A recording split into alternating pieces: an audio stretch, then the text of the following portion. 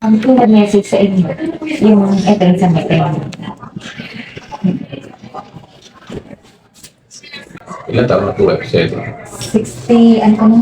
67. Kasi 67. Parents, Kapatid po. anong difference niya? Yung pong Hindi, ako doon sa ano. May mannerism siya, may tick siya, may tick. Opo, kasi po dati, di ba, nagsipigarilyo. Kwan po siya, nagkaroon po siya ng nervous breakdown before. Tapos may maintenance siya yung, minsan may time na hindi siya nakakatulog. Meron siyang tick eh. Ngayon, nagkaroon, maliit lang nung una to. Tapos, na-notice ko parang lumalaki. Nag-adjust na siya sa may tenga. Kaya na po. Major operation po yan. Major operation. Usually ang major operation sa hospital ginagawa. Ano po? Yung aking pong hospital private. Ako.